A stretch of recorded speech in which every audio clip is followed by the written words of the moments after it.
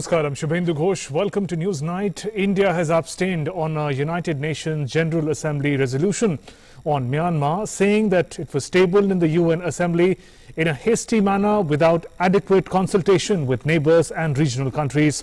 That's our big story of the day. We'll also take stock of the pandemic situation. Major rivers in Uttarakhand, Uttar Pradesh and Bihar are in spate due to heavy monsoon rains. And India and the world prepare for International Day of Yoga. All that and more. First, the top stories. India abstains on UN resolution on Myanmar, says New Delhi's point of view not reflected. Upholds ASEAN initiatives, reiterates support to democratic transition in troubled neighborhood.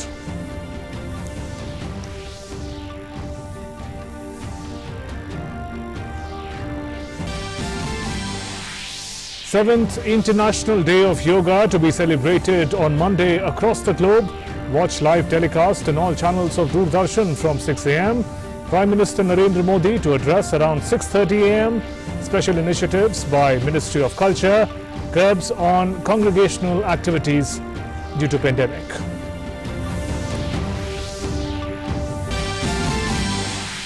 COVID daily cases continue to decline in India. Less than 60,000 cases reported in the last 24 hours, lowest in 81 days. Daily recoveries continue to outnumber daily new cases for the 38th consecutive day. Bengaluru Metro set to restart. Malls to open in Uttar Pradesh and Delhi. Cinema halls to remain shut. Lieutenant Governors of Jammu and Kashmir and Ladakh meet Defence Minister, share update on present situation in the Union territories and development initiatives undertaken.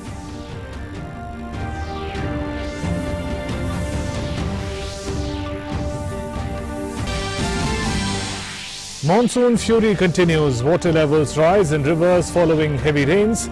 Eastern Uttar Pradesh and Bihar likely to get heavy rains. Southwest monsoon slows down over Delhi, Haryana and Rajasthan.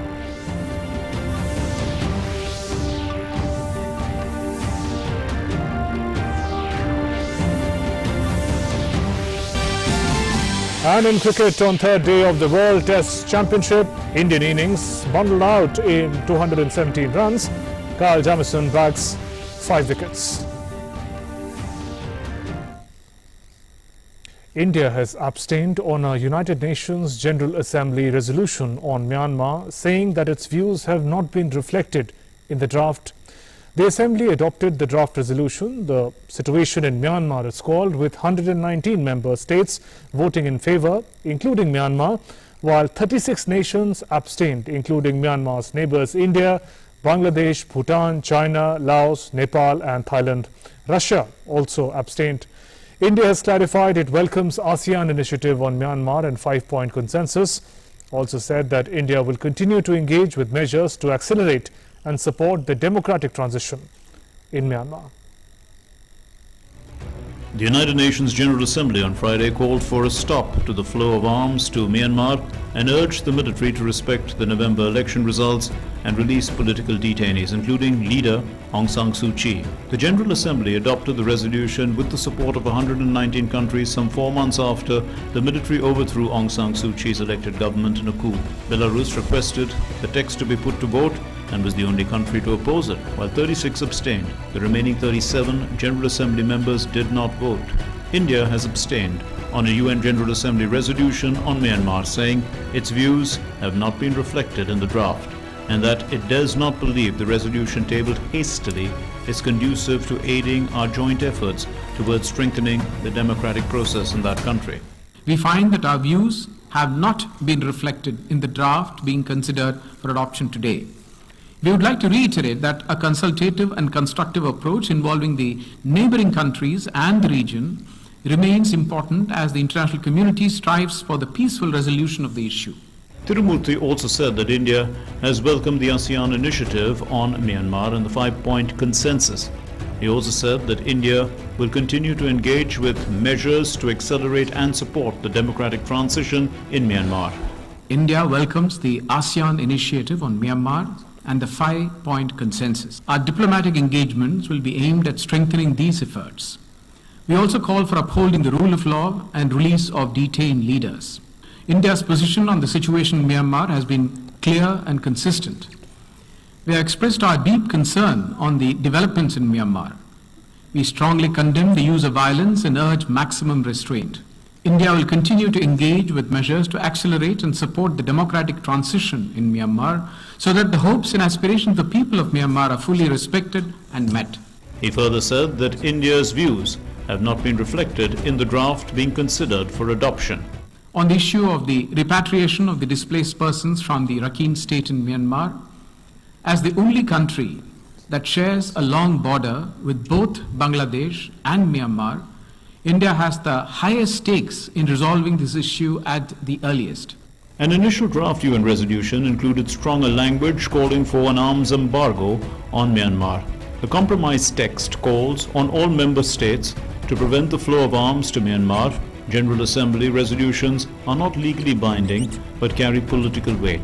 Unlike the 15-member Security Council, no country has veto power in the General Assembly. The junta's forces have killed more than 860 people since the February 1st coup, according to the Assistance Association for Political Prisoners. The junta says the number is much lower. The UN resolution calls on the Myanmar military to immediately stop all violence against peaceful protesters and to end restrictions on the internet and social media. The General Assembly also called on Myanmar to swiftly implement a 5-point consensus the junta forged with the Association of Southeast Asian Nations, ASEAN, in April to halt violence and start a dialogue with its opponents. The 10-member Association of Southeast Asian Nations, ASEAN, has led the main international diplomatic effort to find a way out of the crisis in Myanmar, but was split on Friday over the UN action. Bureau Report, DD India. That brings us to the issue in focus this evening. We're talking about India supports consultative approach on Myanmar crisis. That's the theme in focus, and two eminent guests are joining me for this conversation. We have with us Vivek Karju, former Indian ambassador to Myanmar, and Professor Swaran Singh from the School of International Studies, Jawaharlal Nehru University. Good evening and welcome, gentlemen. Ambassador Karju, if I can begin with you. India says neighboring countries have not been adequately consulted. Now, in principle, the UN resolution and what India says is the possibility and the hope of return of democracy in Myanmar. What is the difference in the perspective taken?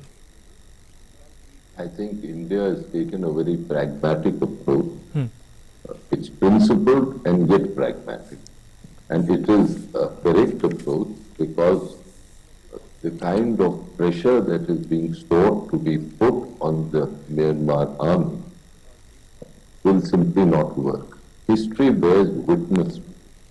Now, having said that, I think there's never been any doubt in India that there should be a return to the democratic process, that elections that were held should be respected, and that the democratic process should get consolidated.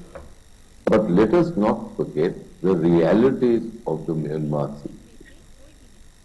In Myanmar, there was a power sharing between the democratic forces of Myanmar, democratic parties, and the Myanmar army.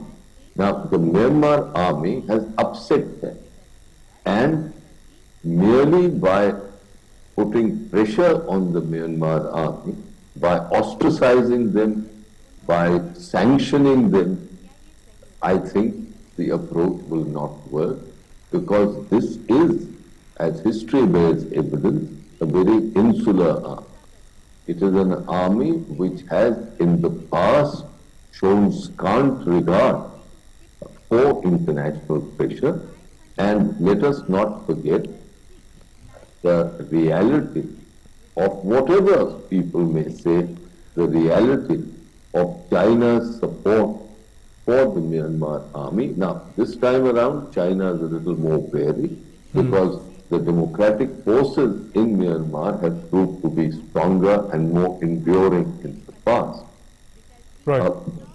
So I think India's approach and the approach of a large number of regional countries is that an engagement with the Myanmar army, the use of persuasion, perhaps slightly coercive persuasion would be more helpful. Now, let me lastly say that that does not mean that there is any dilution of India's strong and consistent support for democracy, for Aung San Suu Kyi, etc. Okay. But being a neighbor, India has also to balance its security interests while its commitment to democracy remains strong. Right. Professor Swaran Singh, if I can come to you. In its representation at the United Nations, India has spoken about support to the ASEAN initiative and the 5-point census in particular. If I can quote from there, important phrases: constructive dialogue among all parties concerned, mediation to be facilitated by an envoy of ASEAN's chair. These are important phrases and talk much about the kind of approach that India is supporting. How do you see that as a potential solution which is driven by, which is led by ASEAN, which is led by the leaders of the region, that could change for a better tomorrow for Myanmar? Two things to begin with. The whole world, including India, believes that if any multilateral institution will have some influence on Myanmar military, it is going to be ASEAN, which is where Myanmar is a member of ASEAN. Yes. And therefore, all nations have supported that idea that ASEAN should be allowed to take the lead. But as you mentioned, that summit meeting that was held in April in Jakarta to address this issue came up with this 5-point consensus. But even that does not mention the release of political prisoners. No mention of Aung San Suu Kyi. So fundamentally, even ASEAN, which we all put our faith in, understands its limitations, and that is simply because two of the veto-wielding nations in UN Security Council, Russia and China, incidentally also the largest weapon suppliers to the Myanmar military, are not in favor. They have abstained from this resolution by UN General Assembly. And one has to understand the enormous power and influence that military has in Myanmar. It is seen as an institution which is the most well-organized and powerful institution. It is an institution that brought independence to Myanmar. It is an institution that openly controls gas, oil and mining, and therefore is not dependent even financially on civilian government. So enormous power, and of course this whole recent 2016 onward, the ethnic cleansing that they carried on Rohingyas, has emboldened the military clearly, and such a resolution which has not one of the Myanmar's neighbors standing and supporting it, I think fundamentally is underlining that how global governance and the major powers that are going to deliver at international decision making are themselves at loggerheads with each other. So it perhaps reveals much more of the weaknesses of international system and perhaps strength of the Myanmar military than the gradual piecemeal persuasion, which perhaps, as Ambassador was mentioned, could have been applied, and India has been in favor of that one should pass resolutions only when they are likely to be implemented. And it seems that apparently this resolution, may be supported by 119 countries, but look at important nations. All the neighbors, China, Russia, are not in support of it. Right. So in that sense, I think it's a little premature attempt on behalf of the United Nations General Assembly.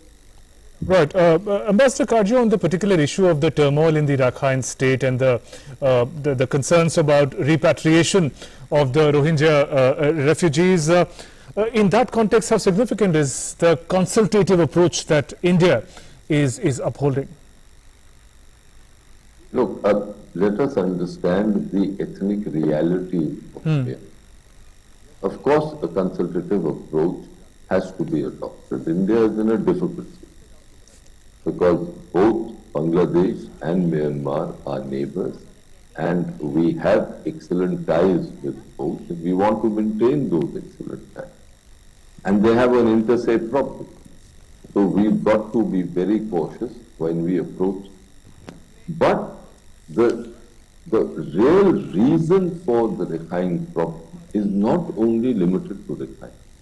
To my mind, it lies in the history of Myanmar, in the terribly complex history ethnic history of Myanmar. And unless one understands that history of Myanmar, it is difficult to comprehend the kind of atavistic forces that ethnic issues sort of release in Myanmar. Now, that does not mean that the ethnic situation is stationary, that there hasn't been an evolution over the last 30 years or so. There is a new generation in this digitized world, in this interconnected world, despite the best endeavors of trying to keep Myanmar isolated. If the military wants it, it can't. So therefore, there has been an evolution, and I think the protests which have taken place show that evolution. But despite that, I think whenever we approach Myanmar, or for that matter, any country, I do believe that this one-size-fits-all approach that some of our Western democracies seem to adopt simply don't work. We've got to see the particular peculiarities of a situation in a country. And the region and the neighborhood understands this best. I have often felt that those who are strongest about human rights in any particular situation, including Myanmar, Yes. are those who are furthest away geographically from the place where these troubles are taking place, as in Myanmar. Whenever security interests get involved of, say, major powers, then the human rights situations, etc., are given a go-by.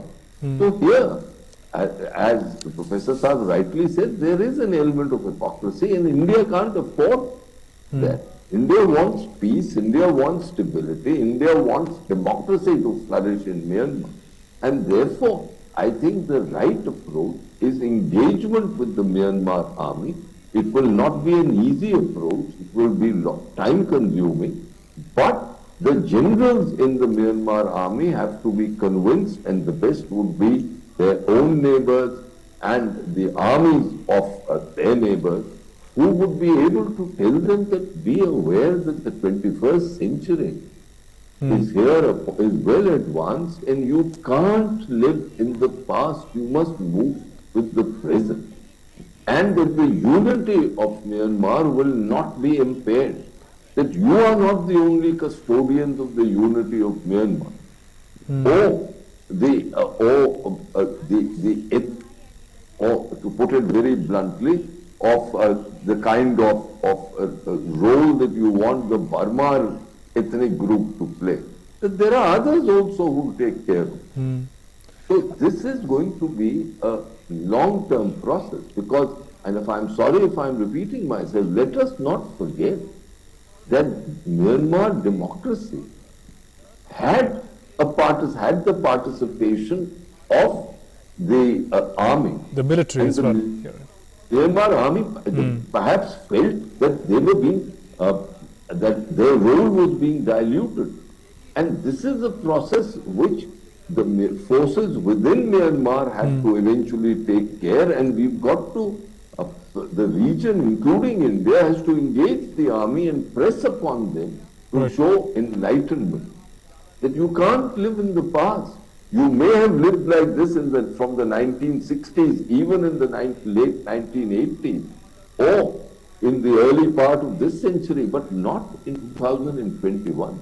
And that is the kind of process that will work. I don't think these pressures would work, especially because China, despite all its difficulties and its embarrassment in Myanmar, because it doesn't want to be seen to be, Sir, let's also talk about Let's also talk about the way forward. Professor Singh, while India has made its perspective and point of view very clear, the fact of the matter is that this resolution has also been cleared at the United Nations. What is the way forward? What is the implications of it?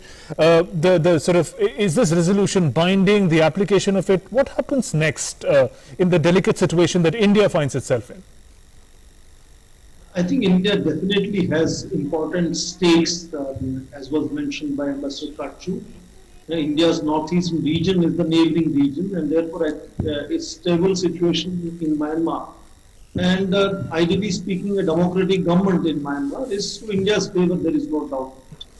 And India has been engaging at multiple levels, both at bilateral level. India has, over the last 20 years plus, has gradually engaged military leaders and I think has gained a certain amount of influence in the decision making in the Myanmar military. India has also been at the same time engaging these issues at the level of quadrilateral security framework, for example. At the summit meeting mid-March, this issue was discussed again. So at multiple levels, India has to engage. India currently thinks that ASEAN perhaps is best placed in seeking some kind of return to democracy in Myanmar.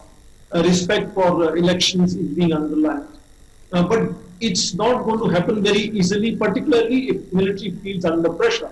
And that is the trigger, in fact. If you see the thumping majority that Aung San Suu Kyi and our party received in November elections had perhaps threatened armed forces that despite them having set in the constitution that 25% of seats will be for the serving with armed forces officials, and any fundamental change would require about 2/3 of majority, which obviously made it difficult for any single party to reach that stage. But that kind of majority that NLD received in November elections had created certain concerns. People are also saying now that General Min Aung Hlaing, who was to retire next month in July, perhaps also personally sought an extension for his own sort of control on politics personally, to ensure that military doesn't give in very quickly in this experiment of gradual democratization. So one has to understand both institutional and individual interests and motivations of various stakeholders within Myanmar to see what buttons to press and how to influence that reality. And I think to some extent, the fact that Aung San Suu Kyi had maintained the kind of a studied silence and during the ethnic cleansing of Rohingyas, which saw 1 million plus of them sort of leaving the country, had in some ways also kind of eroded that shine of iconic leader Aung San Suu Kyi. And you remember there was also call in social media that her Nobel Prize should be withdrawn.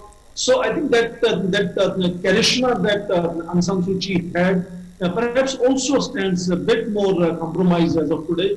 So India has to look at what are the leverages India has. And I think on top of it, India would see leverages of its direct engagement with the military leadership in Myanmar, and of course working through ASEAN. And that seems to be a much likely scenario where all the neighboring countries can come together and sort of each one piecemeal works on the local regime, reassuring them that there is no attempt to divest them of their power in politics, which they are used to.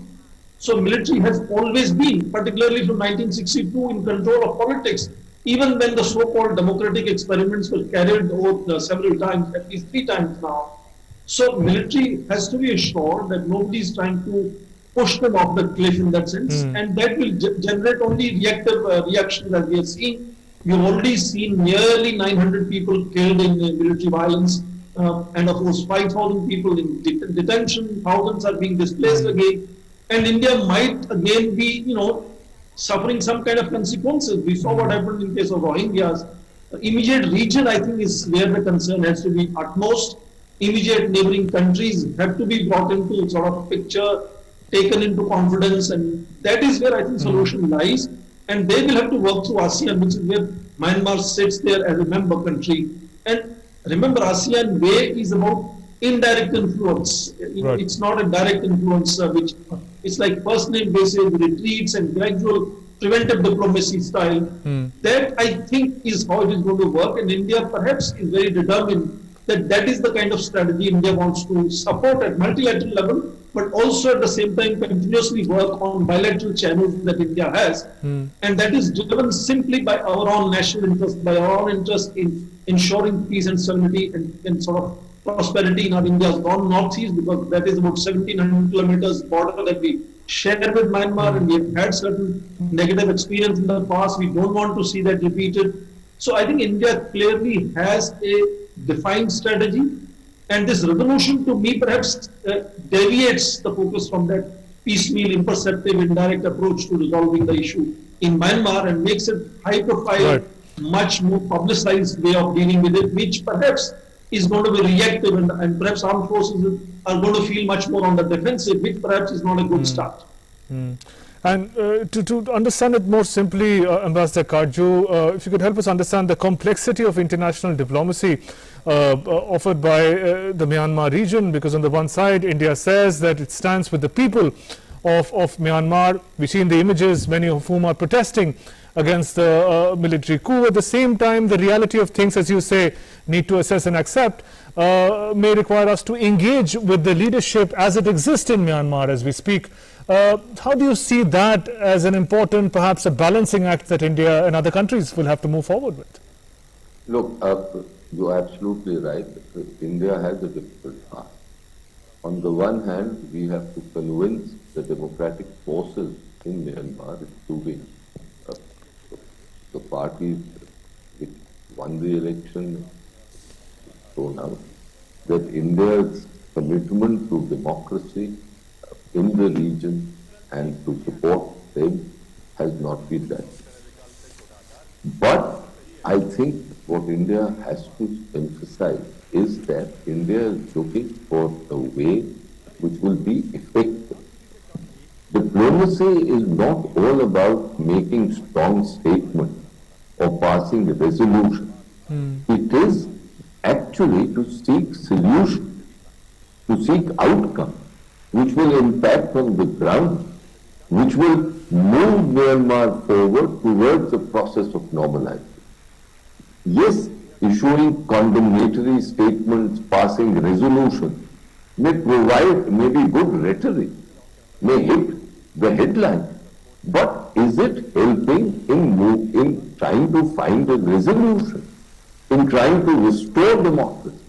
I think that is what India has to convince the democratic forces, that while our commitment to you is unmistakable and strong, yet our engagement with the army is necessary, because it is through this engagement that we think we will achieve this objective, just as other neighbors are thinking of the same. So it is one thing to assume the high moral ground and start being preachy, but diplomatically will that yield results? I think that is the kind of dialogue that India, I'm sure, would be having with the democratic forces in Myanmar, while it is assuring the army that a balance has to be reached within the Myanmar system between all the stakeholders. That the army cannot turn the clock back; it can't go back to the last 60 years.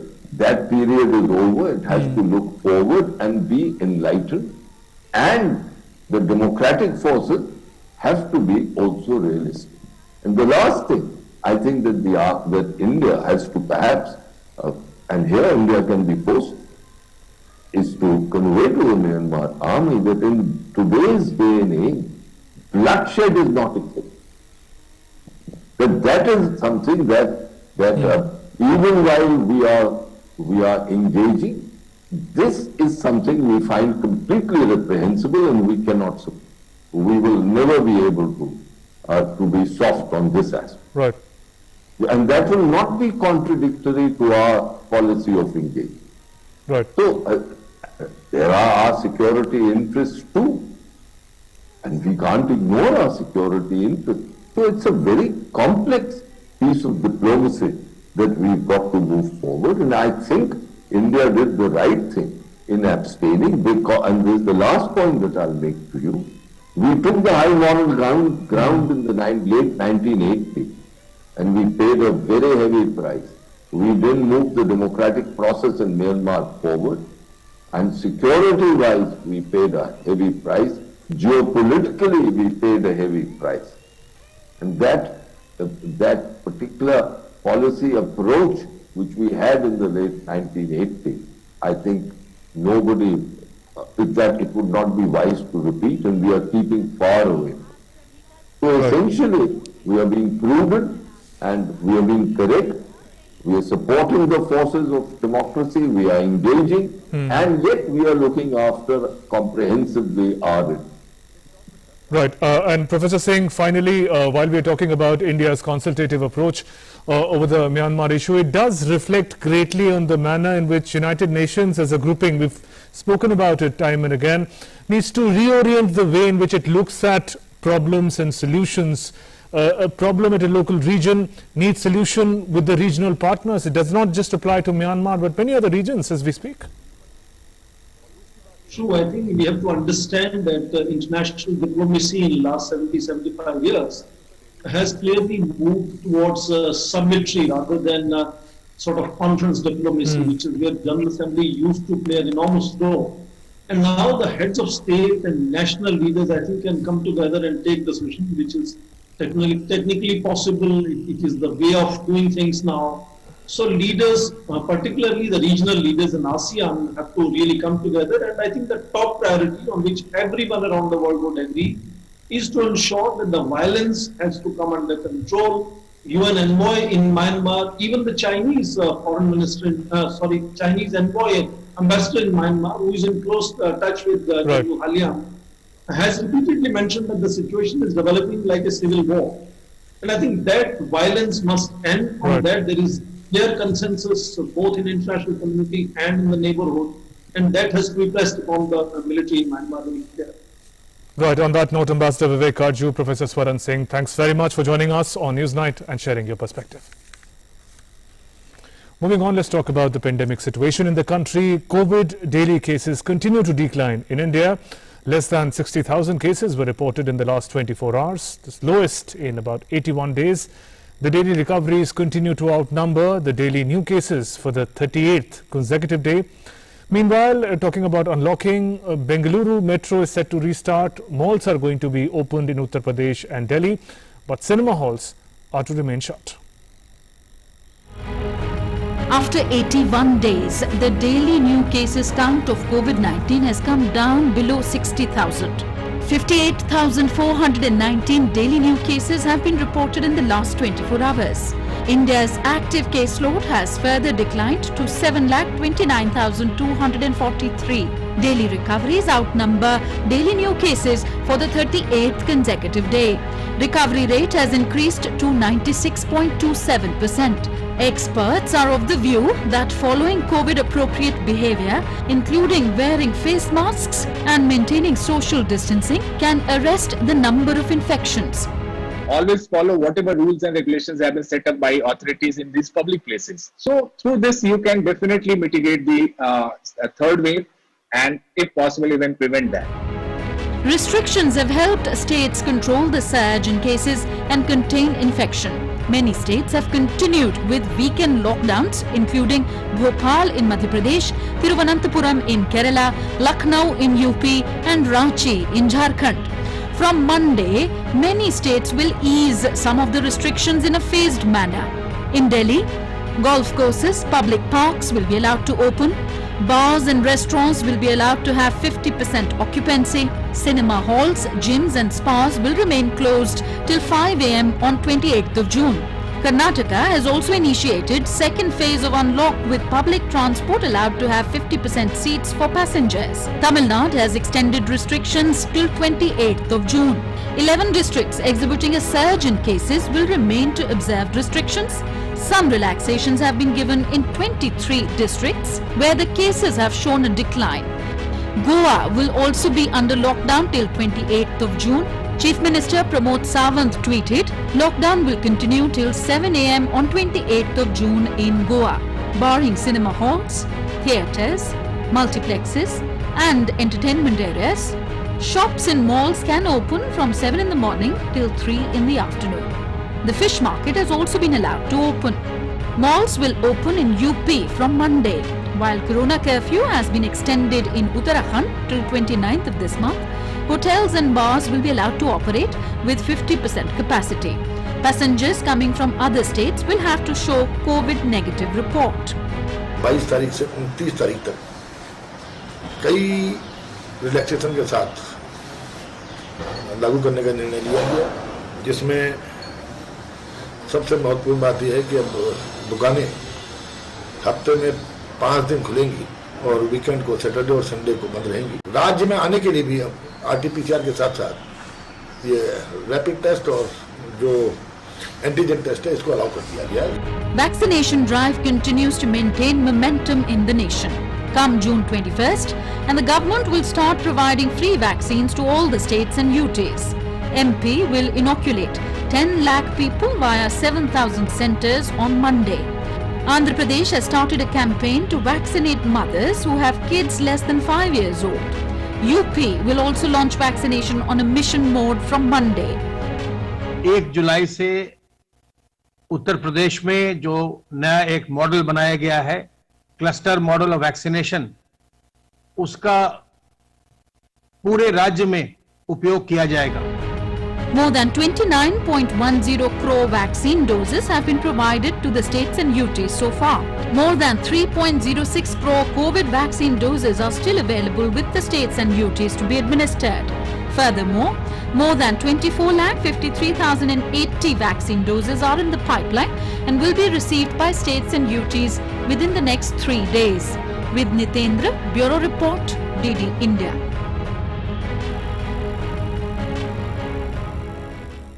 Some other news. Ladakh's Lieutenant Governor R.K. Mathur and Jammu and Kashmir's Lieutenant Governor Manoj Sinha met Defence Minister Rajnath Singh in New Delhi on Sunday. The leaders discussed prevailing security situation in both union territories.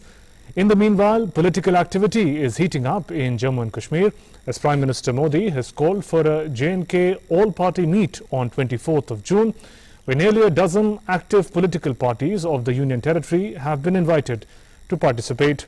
Sources say several mainstream political parties of J&K, including the BJP, National Conference, PDP, Congress and others have been called to participate.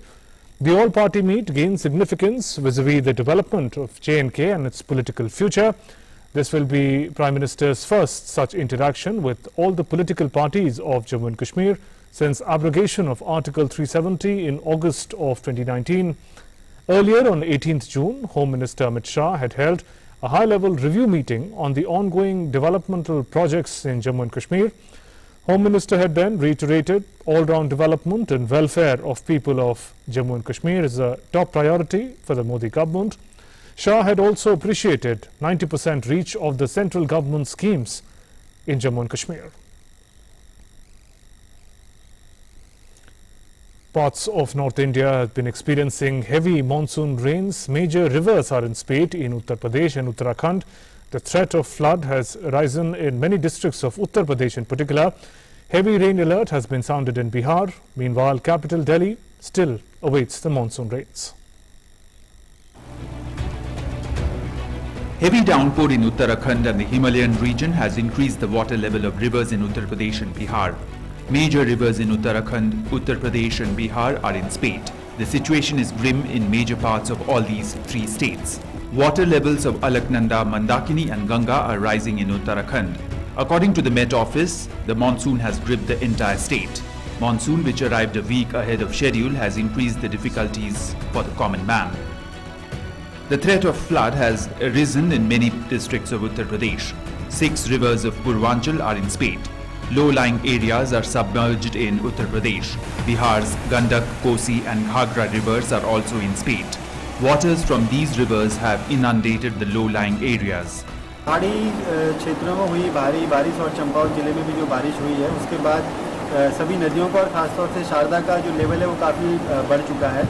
इसमें जिला स्तर पे जिला प्रशासन द्वारा पहले alert जारी कर दिया गया था और अभी हमारे द्वारा जो लो लाइंग एरियाज़ में जो शारदा के आसपास लोग रहते हैं उन्हें इवैक्यूएट करके अलग अलग जो यहाँ की धर्मशालाएँ हैं उनमें ले जाने का प्लान तैयार किया गया है। पहाड़ों में इस समय काफ़ी बारिश हो रही है जिसकी वजह से पानी लगभग 1.5 लाख क्यूसेक से ऊपर चल रहा है। हालांकि अभी शारदा बैराज पे जो खतरे का निशान है उससे थोड़ा सा नीचे है और बाकी सब जगह रेड अलर्ट जारी कर दिया गया है। नीचे हम लोग लगातार सूचना दे रहे हैं, हर प्रति घंटे पे सूचना दी जा रही है, बाकी मॉनिटरिंग लगातार की जा रही है। इसमें 2 जिले उत्तराखंड के और 10 उत्तर प्रदेश के, टोटल 12 जिले प्रभावित होते हैं। Due to heavy rain, there was waterlogging at many places in Moradabad of Uttar Pradesh. An alert has been sounded in view of the rising water level of River Ganga in Prayagraj. The water level of River Ganga has increased in Bihar too.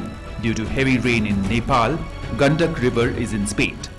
Flood-like situation has arisen in Bagaha, Sugauli, Motihari and Gopalganj in North Bihar. According to the Met Office, the southwest monsoon is moving very slowly over Rajasthan, Uttar Pradesh, Haryana and Delhi, and the wind is also not favorable. Whereas, due to low pressure, heavy to very heavy rain has been forecast in the next 24 hours in East Uttar Pradesh and Bihar. Bureau Report, DD India. And it is International Day of Yoga on Monday. The 7th edition has come at such a time when the world is battling with the COVID pandemic. But in the past few weeks, looking at the craze about the digital world, it does not seem to reflect the fact that enthusiasm about yoga has dampened during pandemic times. People seem to be even more excited and enthused with regard to yoga than ever before. Yoga is a unique gift of India to the world. Yoga refers to the fusion of body, mind and spirit. By practicing it, we could lead a holistic life and spread positivity in the society. Recognizing its universal appeal, on 11th December 2014, the United Nations proclaimed 21st June as the International Day of Yoga. The idea of International Day of Yoga was conceived by Prime Minister Narendra Modi, who proposed the concept on September 27, 2014, during his speech at the United Nations General Assembly, in which, underlining yoga's importance, he said, "Yoga is an invaluable gift from our ancient tradition." He said, "Yoga is not just about exercise, it is a way to discover the sense of oneness with yourself, the world and nature." The acceptability of yoga has noticeably increased in the last 7 years. Now, International Day of Yoga is celebrated enthusiastically across the world, from Russia to Africa and from USA to Japan. This year also, people are eagerly awaiting June 21st to celebrate International Day of Yoga. Yoga assumes special significance in this phase of COVID pandemic. This year the theme for the Yoga Day is Yoga at Home and Yoga with Family. During the COVID pandemic, a number of people took yoga training digitally and practiced yoga at home with their family members. In the battle with coronavirus, yoga has proved to be very useful in increasing immunity and making the body sound to fight with such diseases. On International Day of Yoga, this invaluable gift of our ancient tradition has emerged as a ray of hope for humanity. Bureau Report, DD India. And ever since United Nations declared 21st June to be celebrated as International Day of Yoga, the international community has embraced and celebrated yoga with full zeal and enthusiasm with the theme of Yoga for Well-being. The world will commemorate the occasion this year as well, with a series of events lined up across the world. The Indian High Commissions abroad have taken several initiatives to promote yoga and its benefits, but have been doing the same this time as well. More in this report. The stage is all set for the 7th International Day of Yoga. The world will once again celebrate it on June 21st with this year's theme of Yoga for Well-being, which reiterates the importance of yoga for wellness with several events lined up across the globe. The theme has been given by the United Nations with an aim to increase awareness on how the practice of yoga can promote holistic health of every individual. The United Nations is organizing a virtual event on June 21st, starting 8:30 a.m. New York time. According to India's permanent representative to the United Nations, T.S. Tirumurthy, the celebrations this year are special and include an interesting dialogue segment on yoga for well-being. Like every year, this year as well, the Permanent Mission of India has taken the initiative to distribute yoga mats and books on yoga to all missions of member states. I'm happy to note that the UN has recommended practice of yoga and meditation in its health and well-being tips for the UN personnel all around the world. Yoga is a journey towards self-realization. India is spreading the message across the world. Every year, Indian High Commissions abroad organize an array of events to celebrate the International Day of Yoga. This year too, several events have been lined up. In Japan, most of the yoga events are being organized using hybrid, online and physical modes. Over 100 events are being organized across Japan. In fact, with the participation of the Japanese members of parliament, yoga event is being organized at the Tokyo Sky Tree. The International Day of Yoga 2021 will also be celebrated with full fervour in the United Kingdom. It will be for the first time that simultaneous participation of communities across UK, including at Wales, Scotland and Northern Ireland, will take place. All arrangements are in place in Argentina as well. The Indian Embassy in Argentina has roped in around 25 celebrities to promote yoga and its benefits. The High Commission has created a new website to aware people about yoga in Spanish. Vivekanand Cultural Center of this embassy is organizing digital yoga, online yoga workshop and common yoga protocol demonstrations. Yog Deep with Gayatri Ramesh, yoga with Ira Trivedi and Arogya Yoga with Nivedita Joshi, all produced by Doordarshan, are being shown using embassy's social media handles. In the United Kingdom, there is a great amount of enthusiasm and a sense of anticipation in the build-up to the 7th International Yoga Day. In United States also, a series of yoga activities have been lined up and people are all set to celebrate the 7th International Day of Yoga with full fervour. Last year, thousands of people from across the United States participated in the International Yoga Day celebrations, joining virtually. This year too, a series of activities have been planned by the Embassy in Washington, D.C. While the 7th International Day of Yoga 2021 will officially be celebrated on 21st of June, several pre-events have already been organized at various places. Yoga enthusiasts gathered in the Bundek Park in the beautiful Croatian city of Zagreb on June 17th for central celebration of the International Day of Yoga 2021. The Indian Embassy in Denmark today organized a yoga program in Copenhagen. Yoga enthusiasts gathered for a flash mob at the iconic Navn venue in Copenhagen. A curtain raiser event was organized there by the Indian Embassy. In China, 7th International Day of Yoga was celebrated at the Indian Embassy in Beijing with great fervour today. More than 500 people, including many Chinese yoga enthusiasts and diplomats, gathered at the India House to participate in the event. The yoga session, including the common yoga protocol and advanced yoga demonstration, was led by one of the first Indian yoga gurus in China, Mohan Bhandari. Many other Indian yoga gurus, including Hemant Kumar, Sohan Singh, N.K. Singh and Ashish Bahuguna, also participated in the event. India's ambassador Vikram Misri, in his brief remarks on the occasion, noted the importance of yoga practice for the holistic health of every individual, especially in the times of the ongoing COVID-19 pandemic. Misri, who himself is an avid yoga practitioner, noted that the central purpose of the physical aspects of yoga is to prepare the mind for meditation. He also complimented the director of Swami Vivekanand Cultural Center of the Embassy of India for undertaking a series of yoga outreach events. The ambassador also felicitated the yoga gurus and the winners of the audio-video competition, which saw huge participation by Chinese nationals. Indian consulates in Shanghai and Guangzhou are also organizing many yoga events to promote the values of India's ancient tradition of yoga. While there is a global effort underway to develop vaccines and treatments, not only for COVID-19 but for many other afflictions as well, we should not lose sight of the fact that yoga offers us a physical as well as a spiritual path to wellness. Yoga is an invaluable gift from the ancient tradition of India. It symbolizes the balance between mind and body, and there is a harmony between man and nature. Yoga provides a holistic approach to health and well-being. Taking the importance of yoga for well-being into consideration, the United Nations on December 11, 2014 had declared to celebrate the International Day of Yoga on 21st of June.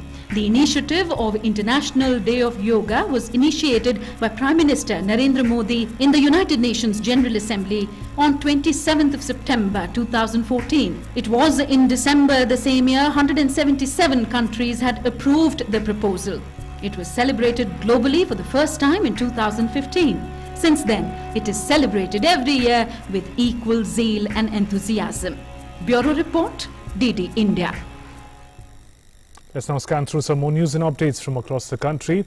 Filmmaker Aisha Sultana, who is facing sedition charge over her remarks against Lakshadweep administrator Praful Patel, appeared before the police on Sunday. Sultana's plea for anticipatory bail in the case was accepted by Kerala High Court on Thursday, but she was asked to appear before the police on June 20th. Delhi Police Crime Branch busted a gang involved in black marketing of amphotericin B injections, the antifungal medicine used in treatment of black fungus infection. 10 people have been arrested in this case, including a doctor who is a resident of Uttar Pradesh's Deoria. Police also recovered over 3,000 vials of fake injections from the residence of the doctor. JK Light Infantry received Victory Flame in commemoration of the 1971 India-Pak War. The Victory Flame was received by soldiers and war veterans at Jammu and Kashmir Light Infantry Regimental Centre in Srinagar. Haryana Chief Minister Manohar Lal inaugurated several adventure sports in Panchkula's Morni village. He said earlier people of Haryana used to go to Manali and Uttarakhand for paragliding. Now they can enjoy paragliding in Panchkula itself. And time now for World Wrap. We look at and bring you up to speed with all the international news. UK Prime Minister Boris Johnson has expressed confidence that he would be able to lift the remaining COVID-19 restrictions on July 19th. He added that while his priority is public health, he would look to work with Europe's soccer governing body UEFA over the planners' Euro 2020 final in July. Britain's Justice Minister Robert Buckland said that the government had to balance allowing people to travel on foreign holidays and the threat of new variants. Public Health England official Susan Hopkins said that people should be predominantly deciding to holiday at home until the entire population is vaccinated. Speaking at his Sunday blessing to crowds in St. Peter's Square, Pope Francis appealed to Myanmar's military leaders to allow aid to reach the displaced and hungry people who have fled fighting since the February 1st coup and to respect religious sites as places of sanctuary. Taiwan welcomed 2.5 million COVID-19 vaccine doses from the United States today, more than doubling the island's arsenal of shots as it deals with a cluster of domestic infections. Washington initially had promised to donate 750,000 doses but has increased that number. French voters headed to the polls today in regional elections that will test the appeal of far-right leader Marine Le Pen's softened image less than a year before the next presidential election. Coming after a grueling year, today's first round is likely to prove dire for President Emmanuel Macron. Israel condemned the election of hardline judge Ibrahim Raisi as Iranian president, saying his would be a regime of brutal hangmen with which world powers should not negotiate a new nuclear deal. Raisi secured victory as expected in Iran's presidential election. Russia has reported 17,611 new COVID-19 cases as on June 20th. Moscow alone has reported 8,305 new cases of the disease, taking the official national tally since the pandemic began to cross 53 lakh. The government coronavirus task force said 450 people had died of coronavirus-linked causes in just one day, pushing the national death toll to surpass 1,29,000. Americans marked June 10th as the new US federal holiday. Marching bands sparked loud cheers and quieter reflections about racial justice from crowds gathered to mark the day commemorating the end of legal enslavement of black Americans. And with that, we conclude this edition of Newsnight. Namaskar.